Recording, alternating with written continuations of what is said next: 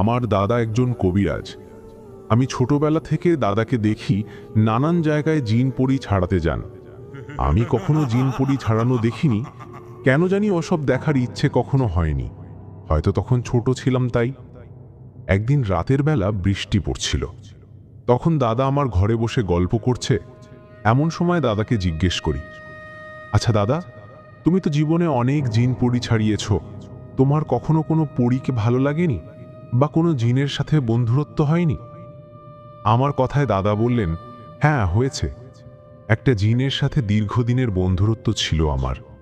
এই তো বছরখানেক আগে ওই জিনটা মারা গিয়েছিলেন ওদের মাঝে যুদ্ধ করতে গিয়ে। আমার জিন বন্ধুর সাহায্যে আমি অনেক কাজ করছি। এখন জিন বন্ধু নেই, কিন্তু আরেকটা জিন আছে, এটাও আমার বন্ধু বলতে পারিস। এর বয়স কম, শক্তিও কম। আমি এখনকার জিনটার মাধ্যমে অনেক রকম খবর জানি। আর রইল পরী। হ্যাঁ, জীবনে একটা পরীকে দেখে ভালো লেগেছিল, কিন্তু তুই তো জানিস জিন পরীরা কবিরাজ দেখে ভয় পায়। আমার পরীকে ভালো লাগলেও হয়তো তার আমাকে ভালো লাগেনি। কথাটা বলে হাসতে লাগলেন দাদা। এদিকে তখন আমি জিজ্ঞেস করলাম, পরীরা দেখতে সুন্দর হয়? তখন দাদা বললেন, হ্যাঁ অনেক সুন্দর হয়, কখনো দেখলে বুঝতে পারবি। এখন আয়, খেতে আয়। দাদুর কথায় সেখান থেকে উঠে খাবার খেয়ে ঘরে এসে শুয়ে রইলাম। এই ঘটনার 3 দিন পরের ঘটনা। এক বিকালে মাঠে বসে আছে বন্ধুদের সাথে। ওদের সাথে বসে গল্প করার এক ফাঁকে আমার বন্ধু শাহাবুদ্দিন বললেন, এই শোন, কালকে আমি নানা বাড়িতে যাব, তোরা কি যাবি? তোরা তো জানিস আমার নানা বাড়ি পাহাড়ি এলাকা, জঙ্গলে পাহাড় সব আছে। যদি যাস তো কালকে যাই, গিয়ে ঘোরাঘুরি করে পরশু না হয় আসবো। শাহাবুদ্দিনের কথায় আমার আরেক বন্ধু ইমন বললেন, আরে এটা তো ভালো কথা, আমার তো ইচ্ছে করে পাহাড়ি এলাকায় ঘুরতে, আমি রাজি। তখন শাহাবুদ্দিন আমার দিকে তাকিয়ে বলল, কিরে তুই কিছু বললি না? ওর কথায় আমি বললাম, তোরা যাবি আমি না করব কিভাবে, আমিও রাজি, তাহলে কালকেই যাব। আমি ও ইমন রাজি হওয়ায় শাহাবুদ্দিন বললেন, ঠিক আছে, কাল সকালে রেডি হয়ে আমার বাড়িতে আসিস। এই বলে যে যার বাড়িতে চলে গেলাম। বাড়িতে গিয়ে কথা মতো পরের দিন সকালে শাহাবুদ্দিনের বাড়িতে গিয়ে 3 বন্ধু মিলে চলে গেলাম শাহাবুদ্দিনের নানা বাড়িতে। ওখানে গিয়ে সবার সাথে কথা বললাম। এরপর হাত মুখ ধুয়ে খাবার খেয়ে একটু আরাম করলাম। বেশ কিছুক্ষণ আরাম করে বিকালের দিকে বেরিয়ে পড়লাম পাহাড় জঙ্গল এসব ঘুরে দেখতে। পাহাড় দেখতে বেরিয়ে 3 জনই সুন্দর সুন্দর জায়গায় ঘুরতে লাগলাম। ঘুরতে ঘুরতে হঠাৎ আমার চোখ পড়ল একটা জায়গায়। সেখানে মৌমাছি থেকে কয়েকজন মধু সংগ্রহ করছিল। এটা দেখে আমি শাহাবুদ্দিনকে বললাম, এই ওদিকে দেখ, মৌমাছি থেকে মধু সংগ্রহ করছে, চল না ওদিকে যাই। আমার কথায় ইমন ও শাহাবুদ্দিন দুজনে বললেন, ওটা আবার দেখার কি আছে, ওর থেকে চল সামনের দিকে ঝর্ণা আছে ওদিকে যাই। ওদের কথায় আমি বললাম, না না, আমি মধু সংগ্রহ করা দেখব। তখন ইমন বলল, তাহলে যা তুই মধুর চাক্কাটা দেখ, আমি সামনে ঝর্ণার ওখানে গেলাম, মধু সংগ্রহ করা দেখা হলে আমাদের ওখানে আসিস কেমন? ইমনের কথায় আমি রাজি হলে শাহাবুদ্দিন বলল, নিষাদ, অন্য কোথাও যাস নে, আবার মধু কাটা দেখা হলে আসিস কেমন? এই বলে ওরা ঝর্ণার দিকে গেলে আমি মধু সংগ্রহ করা দেখতে গেলাম। সেখানে গিয়ে মধু কিভাবে কেটে নেয় এগুলা দেখতে লাগলাম। এভাবে অনেকক্ষণ মধু কাটা দেখে আমি ভাবলাম যাই, এখন বন্ধুদের কাছে যাই। এই ভেবে হাঁটতে লাগলাম। এভাবে কিছুটা গেলে আমি দেখলাম পাহাড়ি একদল মানুষ যারা পশু পাখি শিকার করার জন্য তীর নিয়ে ঘুরছে। ওদের দেখে আমার কৌতূহল হলো কিভাবে শিকার করে এটা দেখার। এই ইচ্ছা থেকে আমি ওদের পিছন পিছন যেতে থাকি। আমি কিভাবে পশু পাখি শিকার করে এটা দেখার কৌতূহল নিয়ে ওদের সাথে যে কোন দিকে গিয়েছি এটার হুঁশ নেই। হঠাৎ সন্ধ্যা হওয়ার আগে আগে আমার মনে আসে, আরে আমি কোথায় যাচ্ছি, একটু পর তো সন্ধ্যা হয়ে যাবে। এই ভাবনা মতো বন্ধুদের দিকে হাঁটতে থাকে, কিন্তু শিকারীদের সাথে হাঁটতে হাঁটতে কোন দিকে যে গিয়েছি তা জানি না। আমি রাস্তা হারিয়ে ফেলছি। একটু পর সন্ধ্যা হয়ে আসছে। আমি জঙ্গলের মধ্যে একা। এই কথা ভাবতে বুকের মাঝে ধূপ করে উঠল। আমি তখন কোন দিকে যাব ভাবতে পারছি না। ভয়ে ভয়ে আমি একদিকে হাঁটতে লাগলাম আর বন্ধুদের ডাকতে লাগলাম, কিন্তু আমি বন্ধুদের দেখা পেলাম না। এদিকে তখন সন্ধ্যা নেমে আসলো। সন্ধ্যা হওয়ায় আমার ভয় আরো বেড়ে গেল। আমি জঙ্গলের মাঝে, এখানে অনেক প্রাণী আছে, না জানি কোন প্রাণীর সামনে পড়ে যায় কিনা। আমি ওখানে ঘুরতে ঘুরতে হঠাৎ সামনের দিকে একটা আওয়াজ পাই। আওয়াজটা পেয়ে আস্তে আস্তে সামনের দিকে গিয়ে গাছের ফাঁক দিয়ে উকি দিয়ে দেখি সাদা শাড়ি পরা সুন্দরী একটা মেয়ে, যে কিনা জঙ্গলের মাঝে থাকে একটা পুকুরের মতো জায়গায় গোসল করছে। জঙ্গলের ভিতরে এই রকম সুন্দরী মেয়েকে দেখে ওর দিকে তাকিয়ে রইলাম। আমি জানি না হঠাৎ কি হলো, আমি মেয়েটার দিকে তাকিয়ে যেন সব ভুলে গেছি। আমি ওর দিকে অপলক দৃষ্টিতে তাকিয়ে রয়েছি। এভাবে কিছুক্ষণ যাবার পর সেই মেয়েটা হঠাৎ করে বাতাসে মিশে গেল। মেয়েটাকে বাতাসে মিশে যেতে দেখে আমি অনেকটা অবাক হই। মানুষ কিভাবে মিশে যায়? মেয়েটা চলে যাবার পর আমার হুঁশ ফেরে। আমি তখন আবারও বন্ধুদের ডাকতে থাকি আর একদিকে যেতে থাকি। এভাবে কিছু দূর সামনে গেলে এক জায়গায় কয়েকজন মানুষকে আগুনের মশাল নিয়ে এগিয়ে আসতে দেখি। ওদের দেখে আমি সামনে গিয়ে দেখি আমার বন্ধু শাহাবুদ্দিন ও ইমন।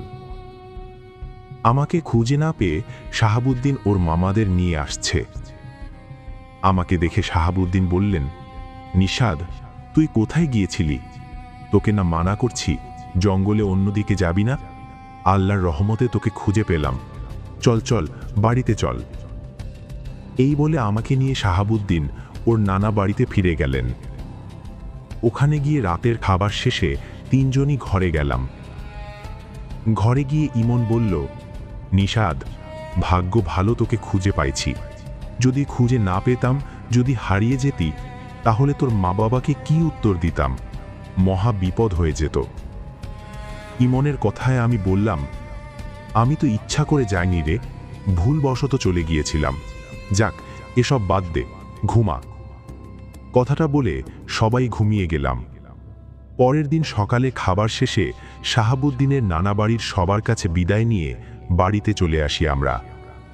আমি আমার বাড়িতে আসায় মাকে বলি, মা, দাদা কোথায়? আমার কথার জবাবে মা বলেন, তোর দাদা তো সকালে কোথায় জানি গেছে, মনে হয় কোনো জিনে ধরা রুগীর বাড়িতে। মায়ের কথায় আমি আর কথা না বাড়িয়ে ঘরে গিয়ে শুয়ে রইলাম। আমি শুয়ে শুয়ে গতকাল সন্ধ্যায় দেখা ওই মেয়েটার কথা ভাবতে লাগলাম। মেয়েটার মুখটা যেন কোনোভাবেই ভুলতে পারছি না। ও কি আসলেই কোনো মেয়ে নাকি পরী? দাদা বাড়িতে আসলে জিজ্ঞেস করব, এই ভেবে অপেক্ষা করছি। বেশ কিছুক্ষণ অপেক্ষা করার পর বিকালের দিকে দাদা বাড়িতে আসে। দাদা এসে আমাকে দেখে বলেন, নিশাদ, আসছিস? শুনলাম কোথায় গিয়েছিলি, তোর বন্ধুর নানা বাড়িতে। তা ওখান থেকে কখন ফিরলি? দাদার কথায় আমি বললাম, এই তো সকালে আসছি, এসে তোমাকে খুঁজলাম, তুমি নাই। তোমার অপেক্ষা তো করছিলাম। কেন রে, আমার অপেক্ষা করার কি আছে? বিশেষ কিছু বলবি নাকি? দাদার কথায় মাথা নাড়িয়ে বললাম, হ্যাঁ দাদা। এই বলে দাদার কাছাকাছি গিয়ে গতকাল সন্ধ্যায় ওই পাহাড়ি জঙ্গলে যা যা ঘটছে সব খুলি বললাম। সব শুনে দাদা বলল, তোর কথা শুনে তো মনে হচ্ছে ও কোনো মানুষ, ও একটা পরী। তাই নাকি দাদা? ও তাহলে পরী? আমার কথায় দাদা বললেন, হ্যাঁ, তোর কথাই বুঝলাম, ও একটা পরী। এই বলে দাদা চলে যেতে চাইলে আমি দাদার হাত ধরে বললাম, কোথায় যাচ্ছ? আরে আসল কথাই তো বললাম না। আসলে দাদা, আমার ওই পরীটাকে ভালো লাগছে, আমি ওকে ভালোবেসে ফেলছি। তুমি একটা ব্যবস্থা করে দাও না। আমার কথায় দাদা বললেন, ব্যবস্থা? আমি আবার কি ব্যবস্থা করব, খুলে বল। তখন আমি বললাম, বারে, তুমি না কবিরাজ, ওই পরীকে আমার কাছে এনে দাও না। ওকে আমার ভালো লাগছে, আমি পরীটাকে বিয়ে করব। আমার কথায় দাদা মুচকি হেসে বললেন, মজা করছিস তাই না? না দাদা, মজা না, আমি সত্যি বলছি। দেখো না, তুমি পারবা, আমি জানি। বলো, পারবা? আমার কথা ও বাহানায় দাদা একটু চুপ থেকে বললেন, আচ্ছা, আগে সন্ধ্যায় আমার সাথে থাকা বন্ধু জিনের মাধ্যমে জেনে নি তুই যাকে দেখেছিস ও আসলে পরী নাকি অন্য কিছু। সব কিছুর খবর নিয়ে তারপর দেখব কি করা যায়। দাদার কথায় আমি রাজি হয়ে বাহিরে যাই। এদিকে সেদিন সন্ধেবেলা মাগরিবের নামাজ পড়ে দাদা তার সাথে থাকা জিনকে ডাকে, আর আমি যাকে দেখেছি ওর বিষয়ে খোঁজ নিতে বলে। দাদার কথায় ওই জিনটা চলে যায় খোঁজ নিতে। জিনটা খোঁজ নিতে যাওয়ার পর কিছুক্ষণ পর ফিরে এসে দাদাকে বলেন, বন্ধু, তোমার নাতি নিশাদ যে মেয়েটাকে দেখেছে ও আসলে কোনো মেয়ে না, ও একটা পরী। ওর নাম মরিয়ম। আসলে গতকাল নিষাদ পথ ভুলে জঙ্গলের এমন একটা জায়গায় গেছে যেখানে জিনেরা থাকে। মানুষদের মতো করে থাকে না, অদৃশ্যভাবে থাকে। তো নিষাদ ওখানে যাওয়ার ও নিষাদ পরীটাকে দেখে ফেলে। ওখানে শুধু মরিয়ম পরী না, ওখানে অনেক কয়েকটা জিন পরিবার বসবাস করে। জিনটার কথায় দাদা বলেন, বন্ধু, তোমাকে যে কিভাবে বলি, তুমি যে মরিয়ম পরীর কথা বললে, ওকে আমার নাতি পছন্দ করে ফেলছে, ওকে বিয়ে করতে চাইছে। এখন কি করা যায়? দাদার কথায় জিনটা হেসে বললেন, আমাকে হাসালে বন্ধু। নিষাদ যে মরিয়ম পরীকে পছন্দ করছে, কালকে রাতে মরিয়ম পরীর বিয়ে। কি? পরীর বিয়ে?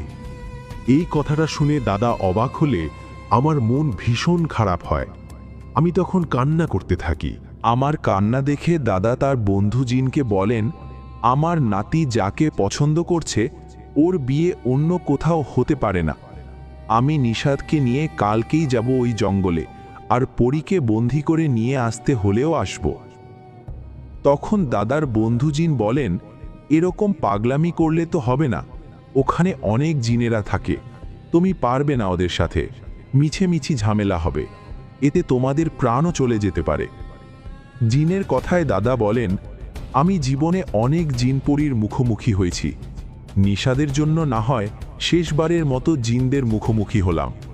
তুমি আমাকে শুধু বলো, ওই জঙ্গলে যাবার পর ওই জিন পরীদের দেখতে পারবো কিভাবে? আমি মরিয়ম পরীর বিয়েতে উপস্থিত হতে চাই। মরিয়ম বিয়েতে গিয়ে ওকে যেভাবে হোক বন্দি করে নিয়ে আসতে হলেও আসব, এরপর নিষাদের সাথে বিয়ে দেব। দাদার কথায় বন্ধু জিন বললেন, দেখো বন্ধু, আমি আবারও না করছি, ওখানে না যাওয়াই ভালো। তারপরও তুমি যেহেতু মানছ না, আমি তোমাকে একটা আমল শিখিয়ে দেব, যেটা করলে জঙ্গলের ওখানে জিনদের বিয়ের আয়োজন ও জিনদের দেখতে পারবে। এরপর তুমি মরিয়ম পরীর বিয়ে বাড়িতে গিয়ে যা ইচ্ছে হয় করো। তবে সাবধানে, একটা কথা আগেই বলে রাখি, আমি কিছু ওখানে যেতে পারবো না, আমি দূরে দাঁড়িয়ে থাকব। বন্ধু জিনের কথায় দাদা রাজি হয়ে বললেন, ঠিক আছে, তাই হবে, তুমি কালকে বিকালে এসো আমার কাছে। তখন জিনটা রাজি হয়ে চলে গেলেন।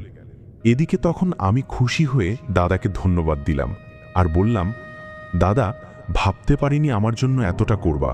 পরীকে সত্যি আমার অনেক ভালো লাগছে, ওকে ছাড়া অন্য কাউকে বিয়ে করার কথা ভাবতে পারি না। আমার কথায় দাদা বললেন, চিন্তা করিস না, মানুষেরা তো ভালোবাসে বিয়ে বাড়ি থেকে মেয়ে নিয়ে পালায়, আমরা পরী নিয়ে পালাবো। মরিয়ম পরীর বিয়েকে গিয়ে মরিয়ম পরীকে নিয়ে চলে আসব। আমি আমার জীবনে জানা যত বিদ্যা আছে সব প্রয়োগ করব। এখন তুই তোর ঘরে যা, আমার কিছু জিনিস সংগ্রহ করে রাখতে হবে আর কিছু কাজ করতে হবে। দাদার কথায় আমি আমার ঘরে গেলাম, গিয়ে খাবার খেয়ে ঘুমিয়ে গেলাম। পরের দিন সকাল হলে অপেক্ষা করতে লাগলাম বিকাল হওয়ার জন্য। বিকাল হলে দাদার বন্ধু জিন আসবেন আর আমরা যাব ওই জঙ্গলে। এই ভেবে বাড়িতেই দিনটা অপেক্ষা করতে লাগলাম। সকাল পেরিয়ে বিকাল হলো। বিকাল হলে দাদার বন্ধু জিন আসলেন। উনি আসায় দাদা বললেন, তাহলে আমরা এখনই রওনা করি, যেতে যেতে সন্ধ্যা হয়ে আসবে। তখন জিনটা রাজি হলে আমি ও দাদা বাড়িতে বললাম, একটা জিনে ধরা রোগীর বাড়িতে যাচ্ছি, ফিরতে রাত হবে। এই বলে চলে গেলাম ওই জঙ্গলে যেখানে গতকাল পরীকে দেখছিলাম। ওই জঙ্গলে যাওয়ার পর জিনের বন্ধু দাদাকে বললেন, বন্ধু, আমি আর সামনে যেতে পারবো না, আমি তোমাকে একটা আমল শিখিয়ে দেই। এটা পড়ে পানিতে ফু দাও, দিয়ে এই পানিটা চোখে সহ পুরো শরীরে লাগিয়ে দাও, আর দুজনের শরীর বন্ধ করে নাও। তোমরা পানিটা শরীরে লাগানোর পর সামনে গেলে জিন পরীদের দেখতে পাবা। যদি দেখো কোথাও বিয়ের আয়োজন চলছে, তাহলে ওখানে যাবা, আর নিজেদের বুদ্ধি খাটিয়ে বিয়ে বাড়িতে যাবা।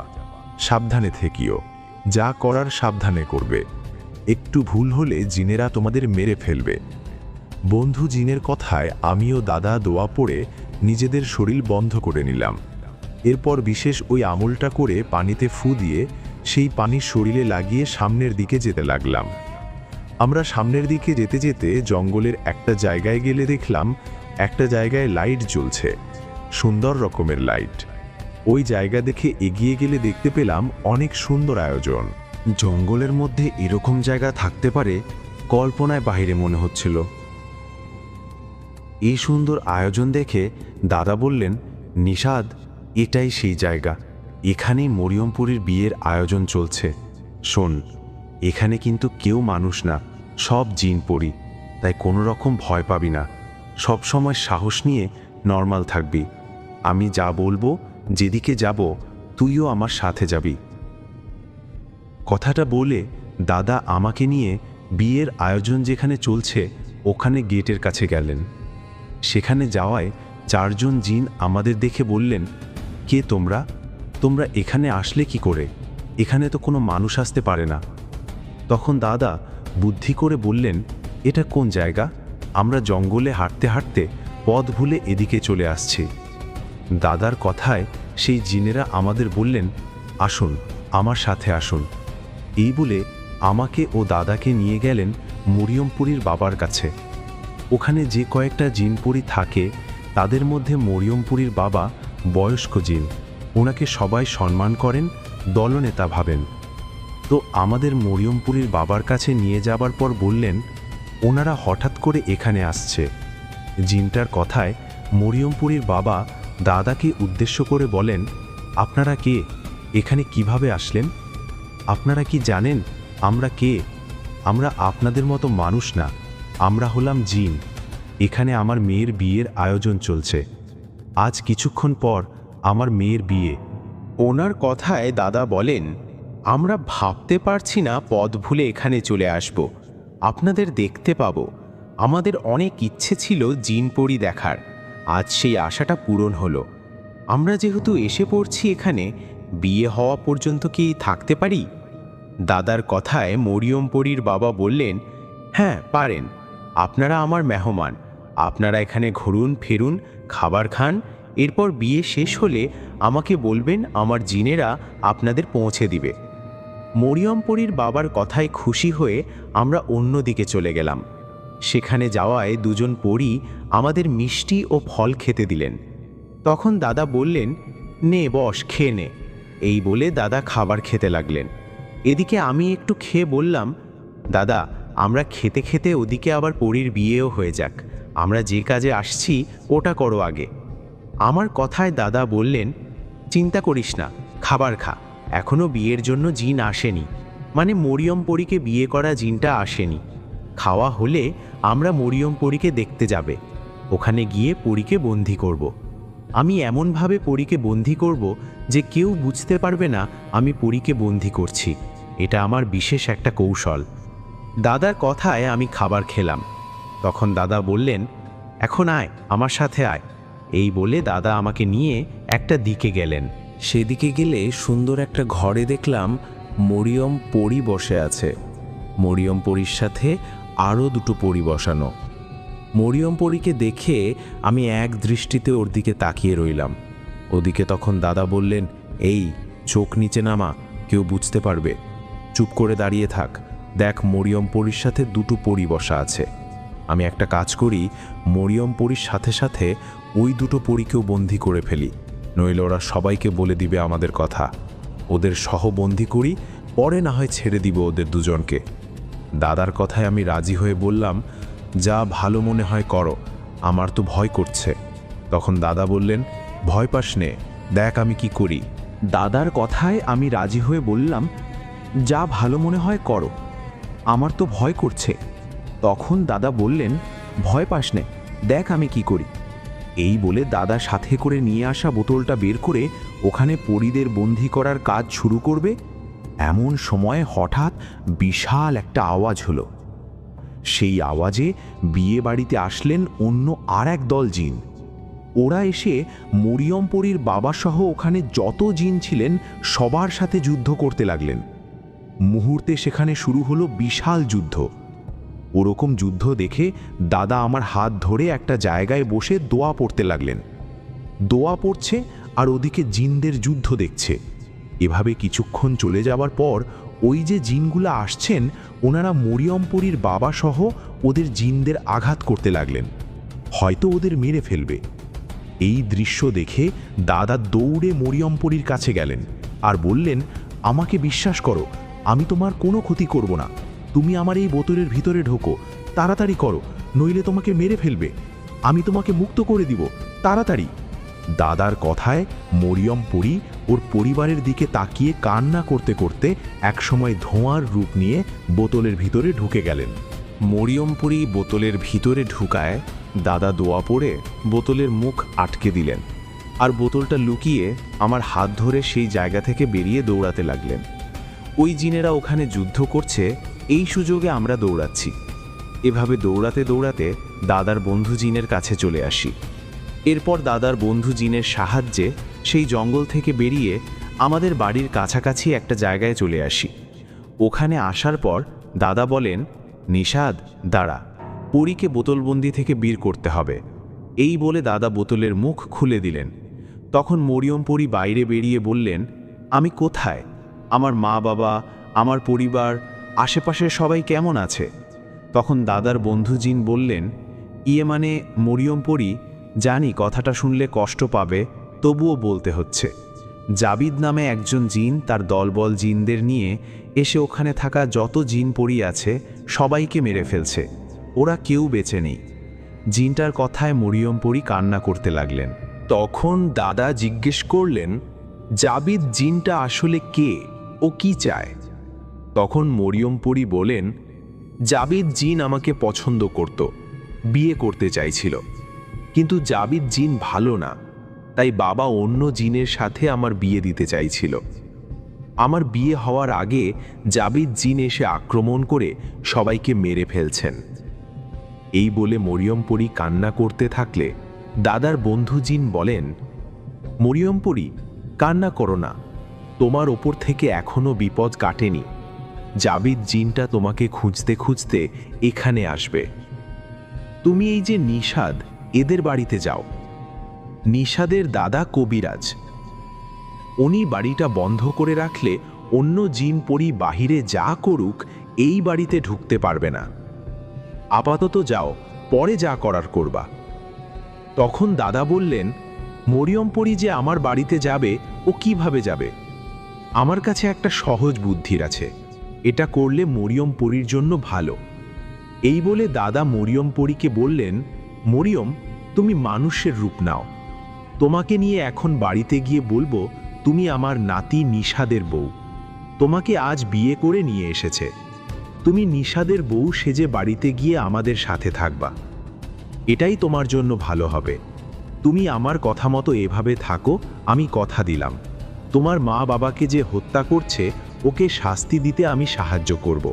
দাদার কথায় মরিয়মপুরী শুরুতে রাজি হতে না চাইলে পরে রাজি হন। মরিয়মপুরী রাজি হলে দাদার বন্ধু জিন চলে যায়। তখন মরিয়মপুরী মানুষের রূপ নিয়ে শাড়ি পরে আসেন। তখন দাদা বলেন, চলো বাড়িতে চলো। আর মরিয়ম, শোনো, নিষাদের মা বাবাকে তুমি মা বাবা বলবা, আর তোমাকে যদি জিজ্ঞেস করে তোমার মা বাবার বাড়ি কোথায়, কি করে, তো বলবা তোমার মা বাবা নেই, তুমি মামা বাড়িতে থাকতা, আর বাকিটা আমি বলবো, তুমি চিন্তা করো না। এই বলে আমাকেও মরিয়মপুরীকে নিয়ে দাদা চলে গেলেন বাড়িতে। বাড়িতে গিয়ে দরজা ঠক ঠক করে ডাকতে লাগলেন। দাদার ডাকে মা দরজা খুলে অবাক হয়ে আমাদের দিকে তাকিয়ে বলল, নিষাদ, ও কে? তখন আমি দাদার দিকে তাকিয়ে মাকে বললাম, মা, ও আমার বউ, আমি বিয়ে করছি। কি বিয়ে করছিস মানে? নিষাদের বাপ, এদিকে আসো, দেখো নিষাদ কাকে নিয়ে আসছে। মায়ের ডাকে বাবা এসে আমার ও মরিয়ম পরীকে দেখে বলল, নিষাদ, কেউ নি, তুই কি বিয়ে করে বউ নিয়ে আসছিস? হ্যাঁ বাবা, আমি বিয়ে করছি। বিয়ে করছিস মানে? জানা নাই শোনা নাই, কাকে বিয়ে করছিস? আব্বা, নিষাদ কি বলে ওকে বিয়ে করিয়েছে কে? বাবার কথায় দাদা বললেন, ওকে আমি বিয়ে করিয়েছি। মানে এসব কি বলেন আব্বা? আপনি জিন ছাড়াতে গিয়ে নিষাদকে বিয়ে করিয়ে নিয়ে আসলেন, আমাদের একবার জানালেনও না? আশপাশের মানুষ কি বলবে বলেন তো? তখন দাদা বললেন, কিছু বিয়ে এভাবে হঠাৎ করে হয়। নিষাদের সাথে যে মেয়েটার বিয়ে হলো, ওর মা বাবা নেই, ও মামা বাড়িতে থাকে। আমি জিন ছাড়াতে গিয়ে মেয়েটাকে দেখে আমার ও নিষাদের পছন্দ হয়, ও মেয়েটার জন্য মায়া হয়, তাই আর দেরি না করে ওকে বিয়ে করালাম। মেয়েটা কত সুন্দর মিষ্টি দেখতে দেখ। দাদার কথায় বাবা মরিয়মের দিকে তাকিয়ে বললেন, সেটা না হয় বুঝলাম আব্বা, কিন্তু মানুষকে কিভাবে বুঝাবো এটাই ভাবছি। তখন আমি দাদার দিকে তাকিয়ে মাকে বললাম, মা, ও আমার বউ, আমি বিয়ে করছি। কি বিয়ে করছিস মানে? নিশাদের বাপ, এদিকে আসো, দেখো নিশাদ কাকে নিয়ে আসছে। মায়ের ডাকে বাবা এসে আমার ও মরিয়ম পরীকে দেখে বলল, নিশাদ, কেউ নি, তুই কি বিয়ে করে বউ নিয়ে আসছিস? হ্যাঁ বাবা, আমি বিয়ে করছি। বিয়ে করছিস মানে? জানা নাই শোনা নাই, কাকে বিয়ে করছিস?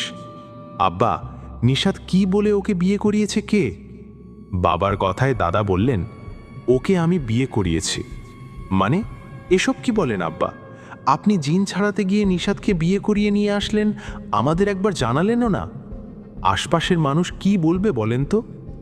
তখন দাদা বললেন, কিছু বিয়ে এভাবে হঠাৎ করে হয়। নিশাদের সাথে যে মেয়েটার বিয়ে হলো, ওর মা বাবা নেই, ও মামা বাড়িতে থাকে। আমি জিন ছাড়াতে গিয়ে মেয়েটাকে দেখে আমার ও নিশাদের পছন্দ হয়, ও মেয়েটার জন্য মায়া হয়, তাই আর দেরি না করে ওকে বিয়ে করালাম। মেয়েটা কত সুন্দর মিষ্টি দেখতে দেখ।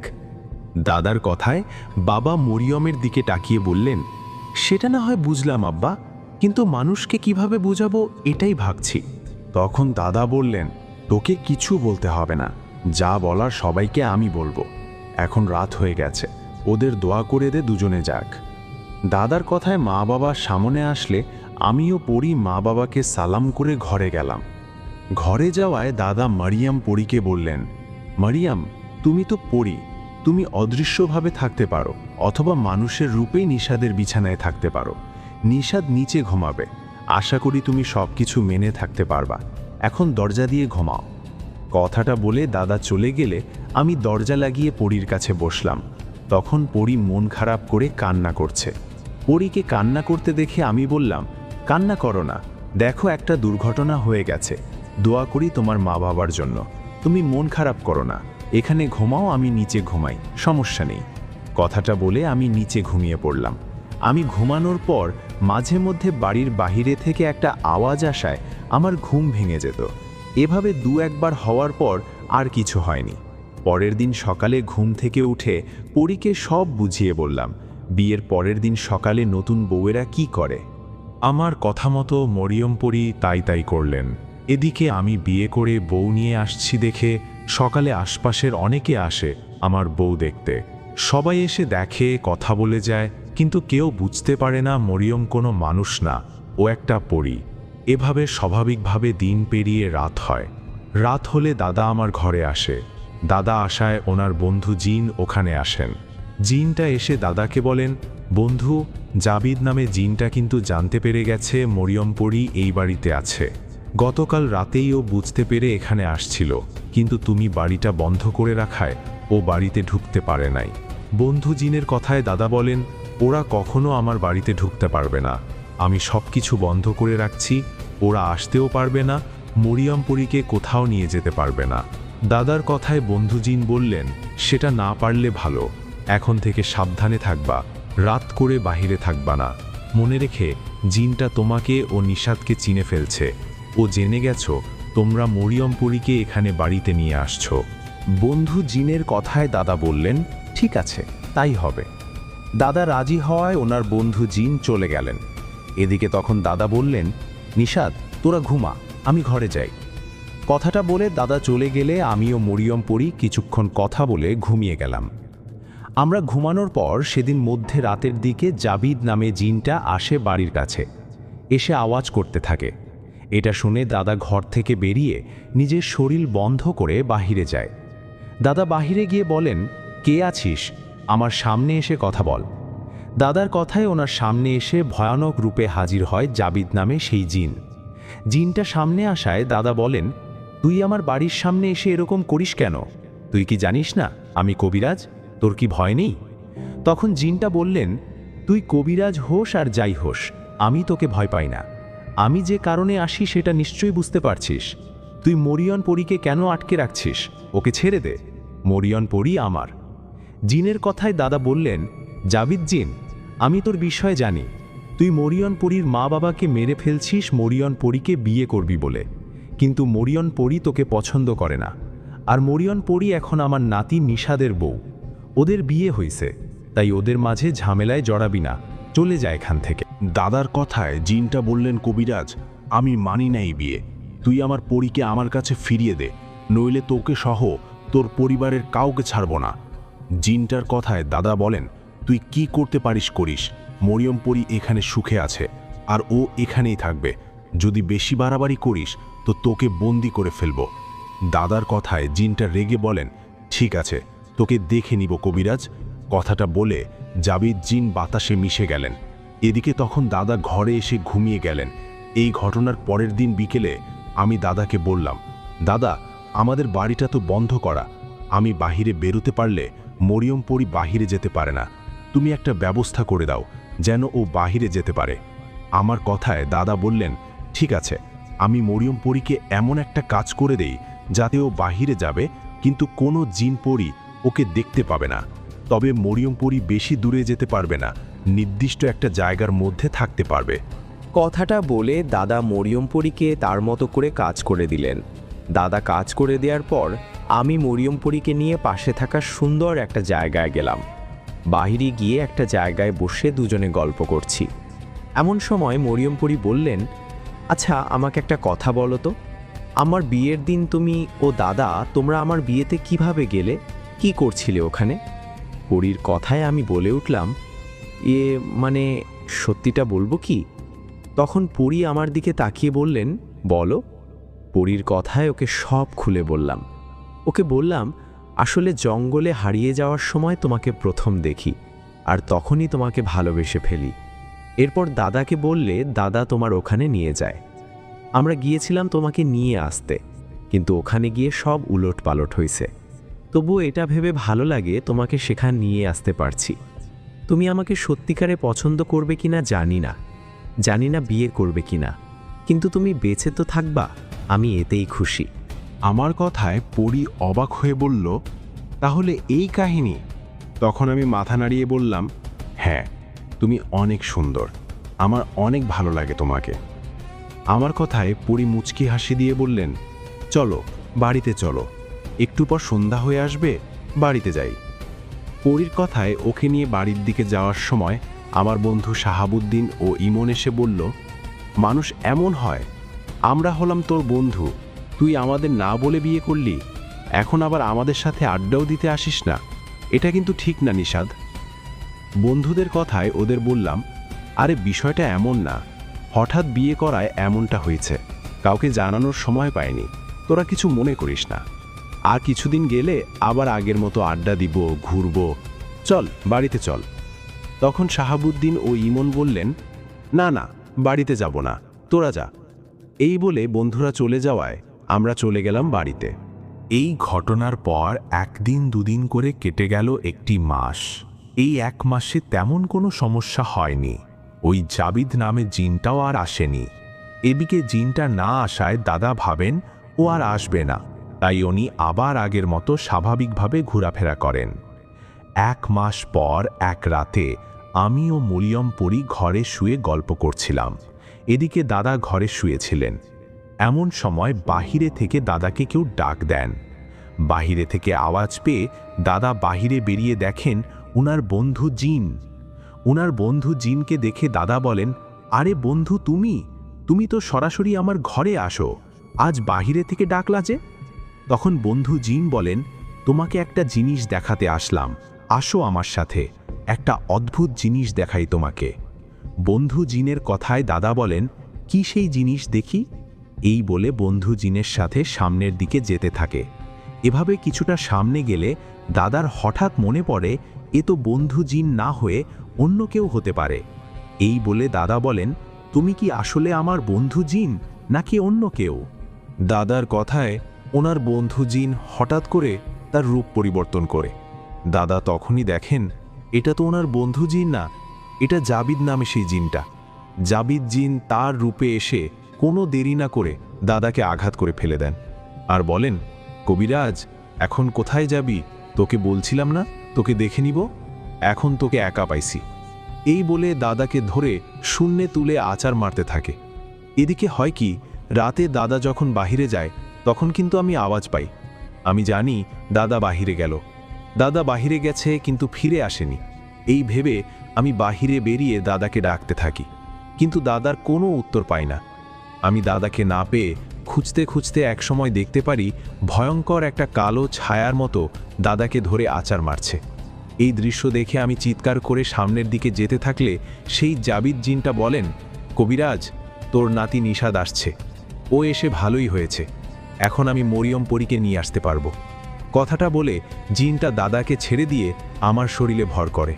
জিনটা আমার শরীরে ভর করে আমাকে নিয়ে চলে যায় বাড়িতে। জিনটা সরাসরি আমার বাড়িতে ঢুকতে পারছিল না, তাই আমার শরীরের মধ্যে ঢুকে বাড়িতে ঢুকলেন আমার।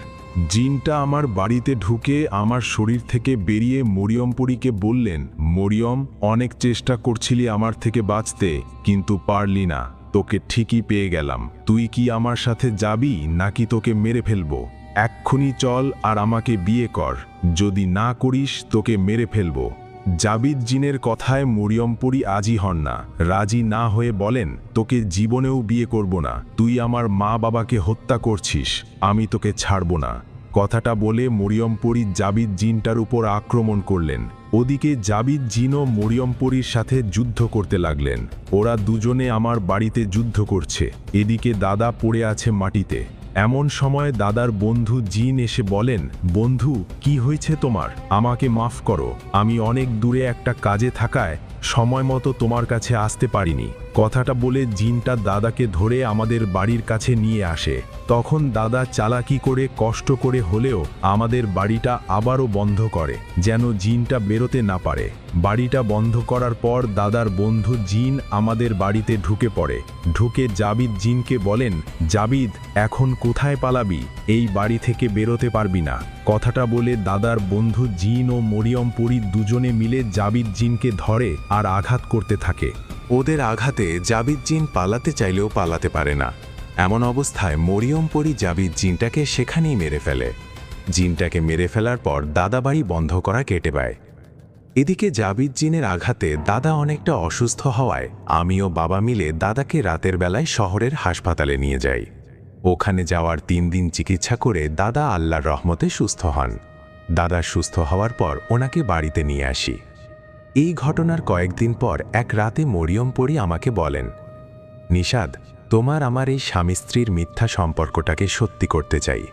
আমার মা বাবা তো কেউ বেঁচে নেই। তোমার মিথ্যা বউ হয়ে আসার পর বুঝতে পারছি তোমার মা বাবার ভালোবাসা। ওরা আমাকে বৌমা হিসাবে অনেক ভালোবাসে, আর তুমিও আমাকে অনেকটা ভালোবাসো। তোমাদের ভালোবাসা ও সুন্দর ব্যবহারে আমি মুগ্ধ, তাই তোমাকে সত্যি সত্যি বিয়ে করতে চাই। পরীর কথায় আমি অনেকটা খুশি হয়ে রাজি হয়ে যাই। এরপর দাদাকে বিষয়টা জানালে উনি আমাদের সত্যি সত্যি বিয়ে দেন। এই ঘটনার অনেক দিন পর মা বাবা আসল ঘটনা জানতে পারে, মরিয়ম পরীর বিষয়ে জানতে পারে। ওরা পরীর বিষয়ে জেনে শুরুতে মেনে না নিলেও পরে মেনে নেন। এরপর আর কোনো সমস্যা হয়নি। আমিও মরিয়ম পরী সুখেই আছি। প্রিয় লিসেনার, কেমন লাগলো মরিয়ম পরী ও আমার এই ঘটনাটি কমেন্ট করে জানাবেন। ধন্যবাদ সবাইকে। আসসালামু আলাইকুম।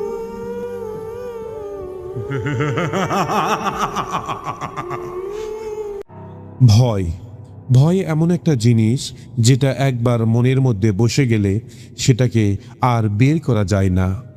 এরকমই একটি ঘটনা আপনাদের মাঝে আজকে আমি শেয়ার করব। এই ঘটনাটি পাঠিয়েছেন রাফি নামে একটি ছেলে, তার বাসা রংপুর, এবং এই ঘটনাটি ঘটেছে রাফিরি মহল্লার একটি ভাইয়ের সাথে। ঘটনাটি ঘটে 2012 সালে, ঠিক বর্ষাকালে। বর্ষাকালে প্রচুর হারে বৃষ্টি হচ্ছে। 7 থেকে 8 দিন ঝিমঝিম করে বৃষ্টি হতেই আছে। যখন রাত হয় তখন তুমুলভাবে বৃষ্টি হতে থাকে। এরকম বৃষ্টি হওয়ার কারণে মহল্লা কাদা দিয়ে ভরে গিয়েছে। মানুষজন কম বের হয় বাহিরে। একটি চার দোকান ছিল, ওখানে সবাই বসে থেকে আড্ডা দিচ্ছে। রাফিও ছিল এখানে। রাফির একটি বন্ধু সোহাগ নিজেকে অনেক সাহসী মনে করে, এবং সবাই গল্প করতেছে ওদের গ্রামের একটি এক সাইটে ওখানে বিশাল বড় একটা বটের গাছ আছে। এই বট গাছের নিচে না একটি ডাইনি বসবাস করে। সবার মুখে মুখে এই কথা শোনা যায়। বয়স্ক মানুষগুলো বলে রাত হলেই ডাইনি কান্না করে এবং খিলখিল করে হেসে ওঠে। রাত হলে ওই ধার দিয়ে কেউ আর যায় না। বটের গাছের নিচ থেকে শুরু হয় মাঠ, জমির মাঠ। তো চা খাতে খাতে গল্প করতে করতে সব বন্ধু এরকম ভয়ানক গল্প করতেছে। আপনারা ঠিক জানেন বর্ষাকালে যখন বৃষ্টি পড়ে তখন কিন্তু মুড়ি মাখা এবং খিচুড়ি মানুষ খেতে পছন্দ করে। তখন চা খাওয়ার পরে সব বন্ধু মিলে বলে আজকে মুড়ির পার্টি হবে। ওই দোকানে তেল একজন নিয়ে আসে, মরিচ নিয়ে আসে, পেঁয়াজ কেটে নিয়ে এসে ওই দোকানদারের কাছ থেকে একটা গামলা নেয়। নেওয়ার পরে ওখানে মুড়ি নিয়ে চানাচুর নিয়ে মেখে খাইতে থাকে। এদিকে ঝিরঝির করে বৃষ্টি হচ্ছে। তখন সোহাগ বলে এসব জিন ভূত এসব কিছু মিথ্যা, এসব কিছু আমি বিশ্বাস করি না। এই কথাটা বলার পর সবাই বলতেছে আরে বাবা ওখানে আছে, ডাইনি আছে সবাই বলে, কেউ ওখানে যাওয়ার সাহস করে না। কেন যাওয়ার সাহস করে না? অবশ্যই কিছু একটা আছে, আর জিন ভূত আছে এটা আমরা মানি। তখন সোহাগ এই কথা কোনোভাবেই মানে না, বলে আমি রাত 10টায় আমি ওই বট গাছের নিচে যাব, যে ওখান থেকে একটা ডাল ভেঙে নিয়ে চলে আসব। কয় টাকা দিবি বল? তখন সমস্ত বন্ধু বলতেছে ঠিক আছে, তোকে আমরা 1000 টাকা দেবো। রাত 10টায় না, তো যাইতে হবে রাত 11টায়। এই কথা শোনার পর রাফি বলে ঠিক আছে, আমি রাত 11টায় যাব, তোরা টাকা রেডি করে রাখ, আজকেই যাব। এরকম করে বলে, মানে রাফির সাহস, এই জন্য রাফির জিন ভূতের কবলে কখনো পড়েনি এবং এইসব কিছু বিশ্বাস করে না এই জন্য। তখন সমস্ত বন্ধু যখন এক আয়তা বন্ধু আছে নাম হচ্ছে আমিনুর, আমিনুর বলে দেখ সোহাগ যাস না, ওখানে গেলে কিন্তু বিপদ আছে। আর আমি শুনেছি রাত হলে এরকম বাজি লাগা ঠিক না, রাত হলে বাজি লেগে পুকুরের মধ্যে নামা এবং এইরকম অন্ধকারে ওই ভয়ানক জায়গায় যাওয়া এটা একেবারে ঠিক না। না নাসর বান্দা সোহাগ কোনোভাবেই মানে না, যাবেই। তে সবাই মানা করার পরে যাওয়ার জন্য রাজি হয়। এক জিদ্দা যাবেই। রাফি বলে দেখ ভাই, জীবনে একটু মূল্য দে। আরে তোরা কি আমরা ভীতু পাইছি? তোদের মতো কি ভীতু? এই পুরুষ, তোরা তো কাপুরুষ। যখন কাপুরুষ বলেছে তখন সব বন্ধুদের ইগোত লেগেছে। ঠিক আছে তুই পুরুষ মানুষ, যা তোকে 1000 টাকা দিব, যা, সবাই বলে। এরপরে বলে সবাই খাওয়া দাওয়া করে এই দোকানে এখানে আস। সবাই খাওয়া দাওয়া করার জন্য বাসায় যায়। ঠিক 10টার দিকে সবাই মিলে দোকানে আসে। তখন দোকানদার দোকানটা বন্ধ করবে। দোকানদার বলে এই কাজটা করা তোমাদের ঠিক হচ্ছে না। একথা বলে দোকানদার দোকান বন্ধ করে চলে যায় তার বাসায়। রাফি বসে থেকে চিন্তায় পড়ে যায়, বন্ধু হয় যদি কিছু হয়ে যায় আমরা কি করব, ওর বাবা মাকে কি জবাব দেব। কিন্তু সোহাগ তো এক জিদ্দা, যাবেই। হ্যাঁ ঠিক 11টা বাজে রওনা দেয় সোহাগ ওই বটের গাছের নিচে যাওয়ার জন্য। ওরা বলে ঠিক 12টা পর্যন্ত আমরা এখানে থাকবো, 12টার মধ্যে তোর আসতে হবে। তখন সোহাগ বলতেছে 12টা বাজবে না, তার আগেই চলে আসবো। এই যে বটের গাছ, যাবো আর নিয়ে চলে আসবো। তখন রাফি ধীর গতিতে চলে যায় ওই বটের গাছে। যাইতে যাইতে ওই বটের গাছের নিচে যায়। এখন বটের গাছে একটা ডাল ভাঙবে, তার আগে বলতেছে কোথায় রে, এখানে ডাইনি আছে, ভূত আছে, সব গ্রামের মানুষের আজে বাজে কথা। এ কথা বলে বটের গাছে একটা ডাল ভাঙবে। তখনই রাফি শুনতে পাই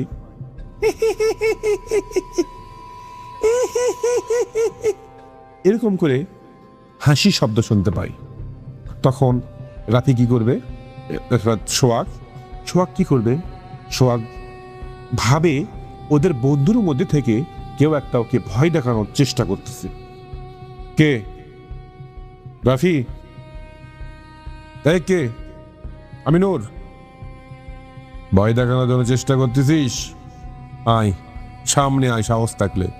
তাই বলে রাফি ডালে হাত দেয় ভাঙার জন্য। ঠিক ডালটা একটু ভাঙে। ডাল ভেঙে যাওয়ার আগে দেখে কালো একটা পোশাক পরে কে জানি দাঁড়িয়ে আছে। কে এখানে? একথা বলে সোহাগ 1 পা 2 পা করে চলে যায় সোহাগের ওই কালো পোশাক পরা ওই মানুষের কাছে। যাওয়ার পরে, কে আপনি, এখানে কি করেন এত রাত্রে? বৃষ্টিভাবে একটা হাসি দেয় এবং আস্তে আস্তে করে সোহাগের দিকে মাথাটা ঘুরিয়ে নেয়। সোহাগ তখন দেখে এখানে না সত্যিই ডাইনি, চুল বড় বড়, দাঁত অনেক বড় বড় এবং বিশ্রীভাবে হাসি দিচ্ছে সোহাগের দিকে। চোখ নেই, চোখের মণিগুলো একদম সাদা, কালো পোশাক, এমন একটা চেহারা দেখে সোহাগ চিৎকার মেরে উঠছে, দৌড় মারবে। তখন কেন জানি সোহাগের পা নড়তেছে না, পা এক ধাপও নড়তেছে না। তখন সোহাগ দোয়া দরদ পড়তে শুরু করছে। তখন মনে মনে সোহাগের মনের মধ্যে একটা ভাবনা চলে আসে, বন্ধুরা মানা করছিল, এলাকার মুরব্বীরা যা বলছিল তা তো আসলে সত্যি, ভূত জিন আছে, আমার তো বিশাল বড় ভুল হয়ে গেছে, এই বুঝে আমার আজকে শেষ দিন। একথা বলে দৌড় মারবে, এরই মাঝেই পা তুলে দৌড় মারার চেষ্টা করে, খাপ্পাত করে পাটা ধরে ফেলে ওই ডাইনি। ধরে বলে, তোর প্রচুর দেখি সাহস, তোর সাহস আজকে ছুটিয়ে দিব। পা ধরে যখন ওপর দিক ফিরে দেয় তখন ধাম করে কাদার মধ্যে পড়ে যায় সোহাগ। যাওয়ার পরে হাতে আঘাত লাগে, ওর ভাগ্য ভালো ওর পায়ে আঘাত লাগেনি। ওর থেকে উঠে একটা দৌড় মারে, দৌড় মারতে মারতে 3 বার পড়ে যায় পা পিছলে। তখন হঠাৎ করে পিছন দিক চেয়ে থাকে, দেখে ওই অবয়বটা, ওই ডাইনিটা বটের গাছ থেকে বিশাল বড় লম্বা হয়ে গেছে এবং আস্তে আস্তে হাতটা এগিয়ে দিচ্ছে সোহাগের দিকে। সোহাগ আরো জোরে দৌড় মারে, দোকান এখনো পায়নি, দোকান পাবে কিন্তু দেখতে পাচ্ছে ওইটা দোকান, ওর বন্ধুরা বসে আছে। তখন সোহাগ একটা জোরে চিৎকার দিয়ে ওঠে, সমস্ত বন্ধু সোহাগ সোহাগ বলে দৌড়ে আসে। তখন সোহাগ পিছন দিক চেয়ে দেখে আস্তে আস্তে ওই ডাইনির হাতটা চলে যায় এবং ওই ডাইনি বটের গাছ থেকে যে এত উঁচা লম্বা ছিল ওইটা আস্তে আস্তে ছোট হয়ে যায়। তখন সোহাগ অজ্ঞান হয়ে যায়। সোহাগকে রাফি, আমিনুর সবাই মিলে বাসায় নিয়ে চলে যায়। বাসায় নিয়ে যাওয়ার পরে ওখান থেকে তার বাবা মা বলে, কি হয়েছে? তখন কোনো কথা না লুকিয়ে রাফি সমস্ত কথা তার বাবা মাকে খুলে বলে। টেনশনে পড়ে যায় তার বাবা মা। তার দাদা এসে বলে, এই কাজটা করা ঠিক হয়নি, আর তোমরা কেন একে চাইতে দিলে? তখন রাফি বলল, দাদা বিশ্বাস করেন, এতইবার মানা করছি, ওই দোকানদারকে বলে দেখবেন, উনিও মানা করছে, আমাদের কারো কথা শোনেনি। রাফির মা জানে, সোহাগের মা জানে সোহাগ কেমন ঘাটতের একটা ছেলে। গাটা ধুয়ে দেয়, দেওয়ার পরে এদিক কিন্তু সোহাগ অজ্ঞান হয়ে আছে। সোহাগকে জ্ঞান ফেরানোর চেষ্টা করে, জ্ঞান ফেরে না।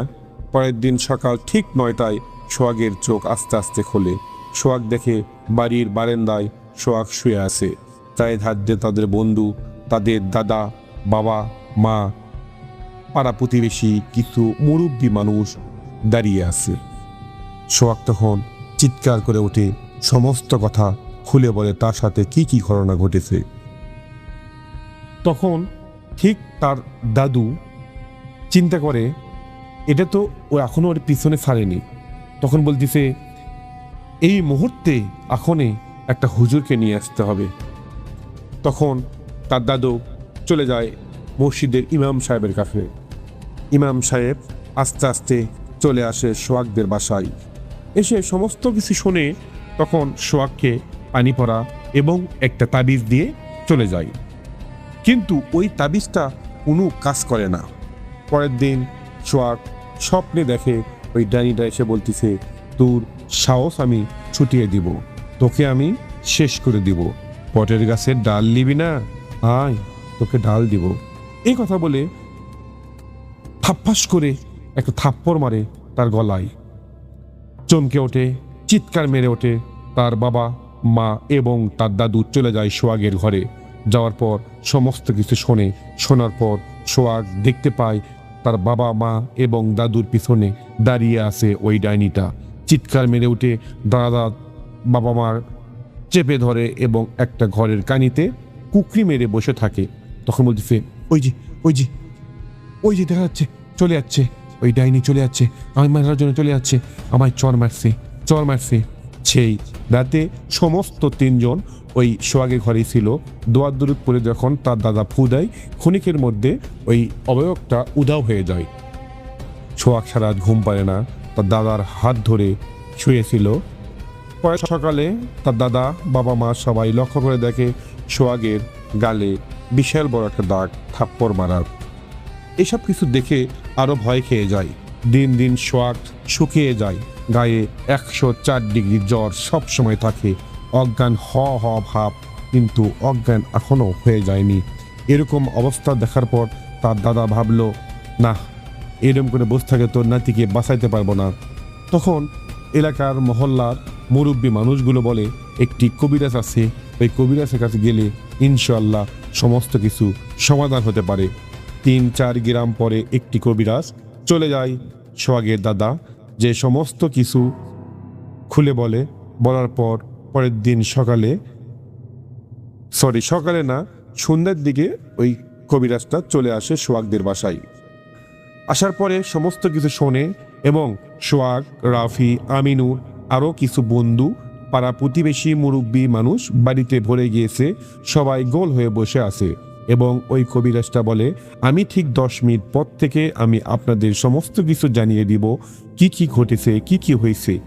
তখন 10 মিনিট প্রক্রিয়া করে চোখ বন্ধ করে থাকে। 10 মিনিট পর বলতেছে, ওই গাছের নিচে রাত 11টার দিকে এত রাতে যে ঠিক করেনি সোহাগ, এবং ওই গাছের ডালটা ভাঙাও ওর উচিত হয়নি।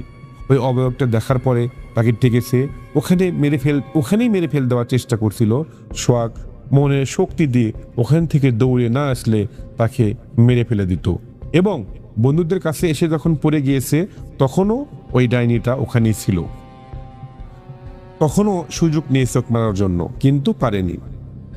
তারপরে ঠিক আধা ঘন্টা রোকেয়া করতে থাকে, করতে এক পর্যায়ে সোহাগের শরীরে ওই ডাইনিটা হাজির হয়। ডাইনি করে হাসি দেয় এবং সোহাগের হাসি কথা পরিবর্তন হয়ে যায় ডাইনির মতো। তখন সোহাগকে প্রশ্ন করে, সোহাগের শরীরের মধ্যে ওই ডাইনিকে প্রশ্ন করে, তুই কেন আসছিস সেখানে, সেটার অপরাধ কি? বলতিছে, এত বড় সাহস, রাত 11টার দিকে আমার ওখানে গিয়েছে এবং আমার ওখানে যে ডাল ভেঙেছে, বাজি লেগে গিয়েছে, ওর এত বড় সাহস কেন? ও সাহস আমি শেষ করে দেব, ওকে আমি মেরে ফেলে দেব। তখন কবিরাজটা বলে, মেরে ফেল দেওয়া এত সস্তা না, তুই দেখ কি অবস্থা করি। এরকম করতে যখন দোয়া দরুদ পড়তে ফু দেয় এবং 1 গ্লাস পানি নিয়ে পানির মধ্যে ফু দিয়ে পানি যখন সোহাগের শরীরে ছিটিয়ে দেয়, তখন ডাইনিরা চিৎকার করে ওঠে এবং হুজুর বলে, এই বোতলে মতো গাছ বন্দি করব। তখন ওই ডাইনিটা অনেক তর্কাতর্কি করার পরে হুজুর এক পর্যায়ে ওই ডাইনিকে বোতলের মধ্যে বন্দি করে ওই বটের গাছের নিচেই পদ্মে রেখে দেয়। তারপরে আস্তে আস্তে সোহাগ সুস্থ হয়ে যায়। 21 দিন ওই সোহাগকে বাসা থেকে বের হতে মানা করে, কেউ আর বের হয় না, এবং তার বন্ধুরা থেকে শুরু করে বা মহল্লার সমস্ত মানুষ ওই বটের গাছের নিচে আর যায় না। অনেকদিন হয়ে গেছে, এখন সোহাগ ভালো আছে, সুস্থ আছে। সবাই ভালো থাকবেন, সুস্থ থাকবেন। আসসালামু আলাইকুম।